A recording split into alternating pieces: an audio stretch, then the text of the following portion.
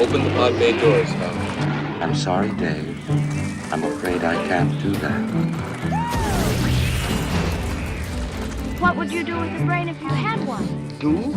Why, if I had a brain, I could... Miles per hour. I could while away. 46, 56 degrees.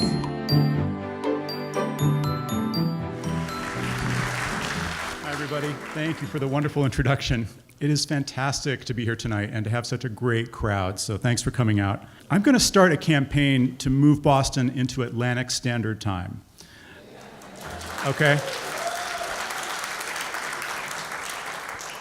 And the other way of saying that would be we would stay on daylight time year-round. So same thing. And that might be more politically palatable, but I'm just tired of this early darkness. I hope you are too. So thanks for coming tonight. This is going to be a really fun evening, mostly because we're going to get a chance to watch the classic 1999 comedy Office Space. I think this movie has become one of those cultural touchstones that people can often quote from memory, and obviously there are a million Office Space memes on the internet. And that's not just because of the great comedy writing and all of the memorable performances.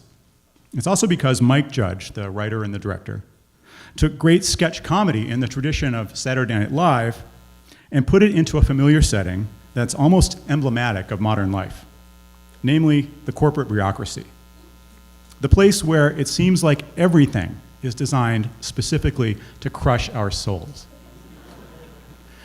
Now, before I go on, I want to do a little survey. Please raise your hand if you've seen Office Space before. Oh my God, okay. Almost everyone. That's good because apologies to those who didn't raise your hands. There are going to be a few spoilers in my talk. But I want to start the talk by telling a little story. And this is a story about a good friend of mine named Robin. And Robin is the type of person who really likes to stay organized. She's got a big, important job at a nonprofit in Silicon Valley. And she travels a lot for work, and she also has a big house in Cupertino to look after. So she has a lot of stuff to keep track of. And for as long as I've known Robin, she's always had some kind of system for keeping track of her time and her tasks and her commitments. She was one of the first people I knew who adopted David Allen's Getting Things Done methodology, which was all about capturing every single task and commitment and writing it down somewhere. But even before David Allen, Robin had an elaborate paper-based system for tracking everything. For 10 years, I invested heavily in a beautiful leather three-ring binder with fabulous inserts that basically was probably the first thoroughgoing time management system I adopted that had a methodology and as many inserts and tabs for your binder as you could hope for. Prior to David Allen, it offered the ubiquitous capture feature. Basically, the front of it was a place to essentially record every action item. And Robin used that system right up until we met, which was when both of us wound up working for the same ebook startup in Silicon Valley in 1999. And at this company, they handed out to everyone a fresh new Palm Pilot. And I gave that up when the Palm Pilot came along, when I started working with you and was handed a Palm Pilot. And that became just a love affair that I didn't think would ever end. Now, but as you may remember, if you had a Palm Pilot or some other PDA, these gadgets didn't have a wireless connection to the internet. Everything changed for Robin when she got a smartphone, and she had email coming at her, not just on her computer, but on her phone. Eventually, she found she was getting so much email that she could not keep track of it. It was starting to become an issue of the inbox becoming so jammed that I didn't know what was even there. So Robin decided to try a system called Inbox Zero, which is where the main goal is to empty out your inbox every single day. But in trying to get things out of her inbox, Robin found that she was just creating a new problem. My Inbox Zero initiative then became handle everything and put it somewhere. So then I developed a folder system where the top folder was today, meaning urgent, immediate, and then high priority, and then things to read that were critical, and then a whole raft of folders for nice to read, newsletters, etc. So rather than acting on an item, What became important was, am I aware that I actually received an item? So at that point, Robin decided there was only one way to get to inbox zero, and that was to take every request or action item in every email and make it into an item on a to-do list. And then she could delete the email, get it out of her inbox. To make her to-do list, she used an online program called Toodle-Do. But I probably have 1,000 tasks organized in various folders on Toodle-Do. And occasionally I will look at Toodle-Do, but I'm actually finding that the challenge of opening it and looking at lines and lines of to-do lists is so daunting that I tend to kind of avoid it. So by this point, Robin was obviously feeling a little overwhelmed by her to-do list and her inbox zero system. And it was all getting to be a bit like that children's song, There Was an Old Lady Who Swallowed a Fly. You know, she swallowed a spider to catch the fly. She swallowed a bird to catch the spider. And we all know what happened to the old lady. And Robin didn't want to end up that way. So that was when she gave up on Toodle-Do and came full circle and adopted a system called the bullet journal, which is built around a plain old paper notebook. I just became so weary of entrusting everything to a digital system and not having the pleasure of holding a pen and having a notebook and then being able to make random notes and scrawls as things came to mind. Robin told me she really liked having a notebook to look at. But here's the interesting thing. The last time I spoke with Robin, she wasn't really even using the bullet journal every day. She said that after all of these systems that she'd tried for tracking her commitments, she was starting to question the whole premise. She was feeling less compelled to do all this stuff that everyone was asking her to do. And she was feeling more free to do whatever seemed important to her. Basically, she wasn't using any system at all. Yes, it's a remarkable experience where I'm flying blind a little, and I'm starting to get more comfortable with that. And I'm also experiencing what happens when, all right, you capture something and it's somewhere, but you may not act on it. Something comes in that you think might be useful to read, but you don't read it. And just sort of trusting your instincts to tackle what you think is really important and to kind of pry your fingers off these digital tools which actually don't live your life for you. Now, the main reason I wanted to share Robin's story tonight with you is that it kind of parallels the experience of the hero of tonight's movie, Peter Gibbons. Now, as some of you know, at the beginning of the movie, Peter is totally stressed and unhappy about his life as a cog in a corporate machine. It's killing a little more of his soul every day. And then there's a kind of a plot twist. It's a kind of a goofy deus ex machina involving hypnotherapy. And that gives Peter a completely different perspective and helps him take his life back and get the girl of his dreams and plot his revenge on the corporate machine. And then the rest of the movie is kind of a traditional screwball comedy, just showing kind of how nothing ever goes quite the way you think it will. And I think one of the reasons Office Space is such a classic is not just that it's perfectly executed as a comedy, it's that at its heart, there's some really dark and despairing, but perceptive commentary on what the culture and the technology of the modern office is doing to us. And by technology, I don't just mean the computer printers that never seem to work when you need them to. I mean the whole apparatus of corporate control. From the way the characters in the movie are stuffed into little cubicles, to the way HR consultants treat them like cattle, to the dictates about the cover sheets they have to use for their memos. It's all completely recognizable from our actual lives. And Mike Judge didn't actually have to layer on the satire very thick to make his point about the cruelty and inhumanity of it all. And in a lot of ways, nothing has changed since 1999.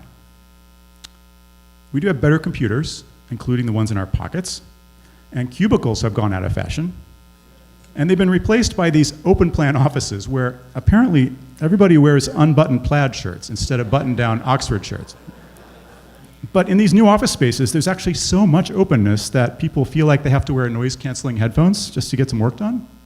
The problem is the information overflow problem has never been solved, and it's worse than ever. People around the world send each other about 225 billion emails every day. And that number grows by 5% every year. On a per capita basis, the average business employee gets 125 emails every day. That's a lot of email. So it's not surprising that a lot of us feel more besieged by our technology than ever. And I think there's a tempting story about how to solve that problem. It's basically the same story that my friend Robin bought into for years. And that's the story that says, if we're stressed out by the demands of modern technological existence, too much email, too many calendar appointments, too many items on our to-do lists, then the solution has got to be more technology. In other words, all we need to do is adopt the right email interface, or the right to-do list app, or the right calendar app, or become disciples of the right task management system. And then the anxiety and the demands will all go away, and we'll live a magical, stress-free life. To quote David Allen, we'll have a mind like water. And then the implication is if you don't have a mind like water, it must be because you haven't adopted the right system yet. Well, you know what? That story just isn't true. It's just not.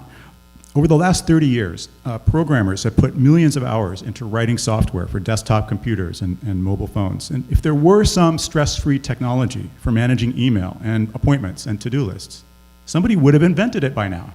The reason that people like Robin keep searching for years and never seem to find the right task management system is that there is no perfect task management system. We can't shield ourselves from technology using more technology. Okay, so what can we do? A lot of us really do like to feel, well, a lot of us feel like we actually do need to be more productive. And the thing is that we can choose to listen to that impulse or not, depending on the circumstances. If we choose to listen to it, at the very least, we owe it to ourselves to use productivity tools that suit our own personalities and tendencies. So I did a whole episode of my podcast about personal productivity. And in that show, I laid out a whole bunch of different alternative ways to track our tasks and appointments and commitments. And one of them is a system that I invented for myself using a quirky hybrid of paper Post-it notes and a cloud-based tool called Evernote. And just for fun, I'd like to play you a clip from the podcast where I explain that system. Here's how it works. Every time I give myself a task, or someone asks me to do something, I write it down on a square Post-it note. I use special Post-it notes that come in blue, green, pink, and yellow, and I keep different parts of my life separated by color. Yellow Post-its are for personal tasks. Blue Post-its are for freelance work. Green Post-its are for making this show soonish, etc. I put the Post-it notes up on my office wall where I can see them all the time. That's the physical part of my system. Now, here's the digital part. Evernote makes a mobile app for iPhones and Android phones that has a special camera built in that can recognize the shape and color of a Post-it note. When you snap a picture of a Post-it, the app sends the picture to the notebook of your choice, depending on the color. So for example, I have a whole notebook on Evernote full of green Post-its related to soonish. When I'm away from my office, I can just check that online notebook to see what's pending. Evernote even uses optical character recognition to scan the text of the notes, so I can also search them that way. When I finish a task, I move the digital Post-it note into a different notebook called Completed. And here's the best part of the process. I tear the paper Post-it note off the wall, crumple it up, and toss it into the recycle bin. So there's nothing magical about my system. I just happen to like it because I'm a little bit of a gadget geek. So I actually like using the Evernote app on my phone. But the part I really love is that act of crumpling up the completed Post-it note, because that's a little moment of reward. I think that my brain is actually giving me a little squirt of dopamine every time I do that. So if you're considering experimenting with the way you manage information in your life, I have two pieces of advice. One, don't get too caught up in the technology. And two, make sure it feels fun. On that point, I want to play a part of a conversation I had with another friend of mine who's quoted in the podcast. His name is Steve Robbins, and he lives here in Boston area, and he's also known as the Get It Done Guy. And he has his own podcast called the Get It Done Guy's Quick and Dirty Tips to Work Less and Do More. Would you agree with me that there is something about having a physical component to the system that feels compelling to you, that feels comfortable? You're more likely to get stuff done if you enjoy using the system. Absolutely, and without a doubt. I have a background in cognitive science, which I don't talk about that much, but it informs everything that I do and the way that I think about all of this, especially about productivity. And one of the things that the technology industry has absolutely fallen down on is people in tech think that the only thing that matters is the information, and that the medium doesn't make any difference. Stever believes so deeply in the power of paper that he's experimenting with a productivity system called the bullet journal, which involves keeping track of his tasks and appointments and notes, all in one physical notebook.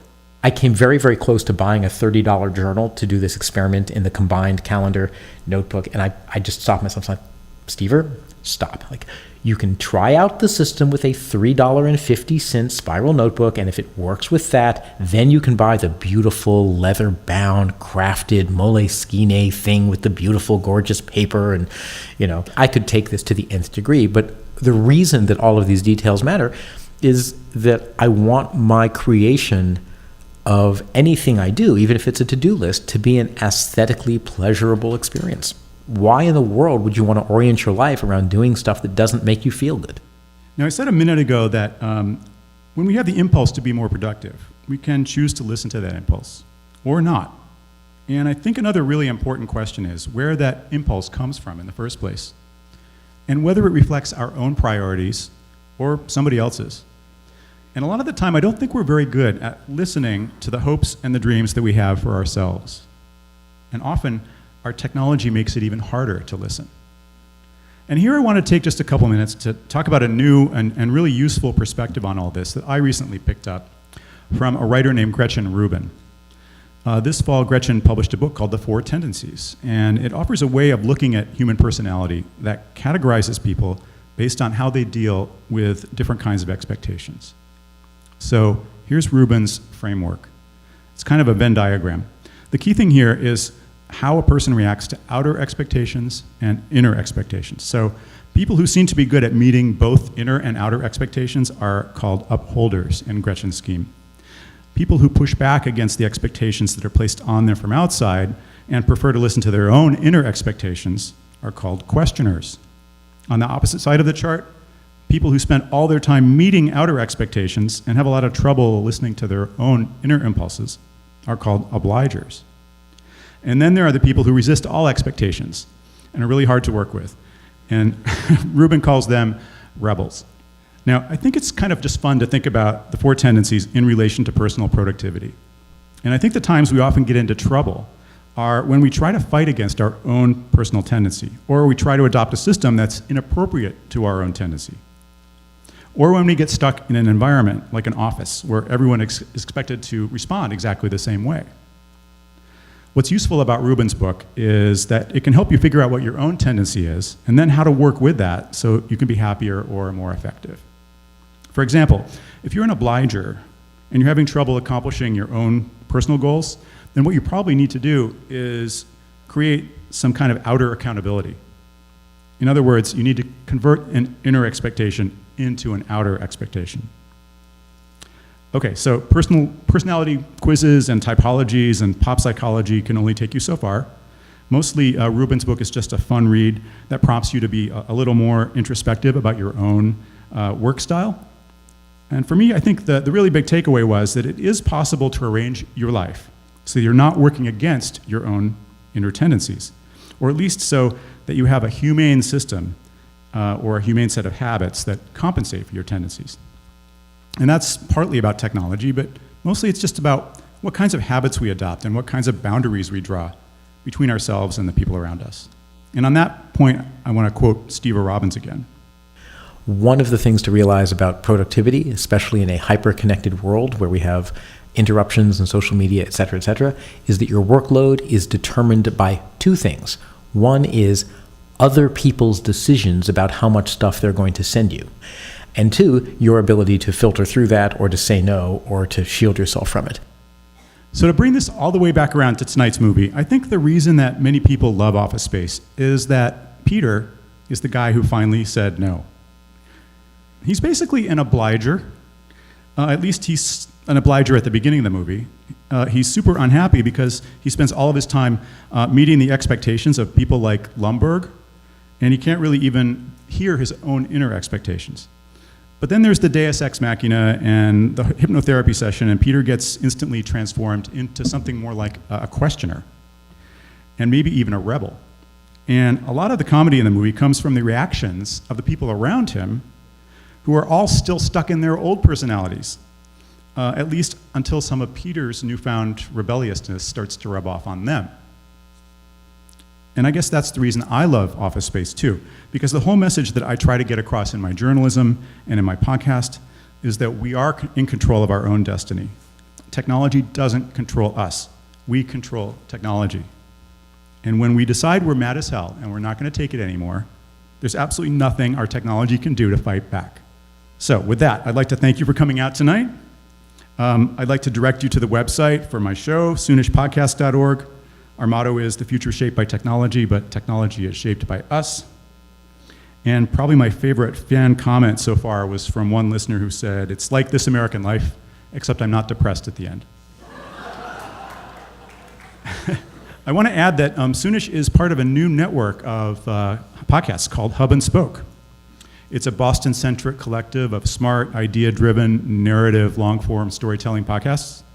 And I'd highly recommend that you go to hubspokeaudio.org and check out all of our shows, including the art history show, The Lonely Palette, and a show about culture and philosophy called Ministry of Ideas, and of course, Soonish. Okay, that's it. Thank you very much.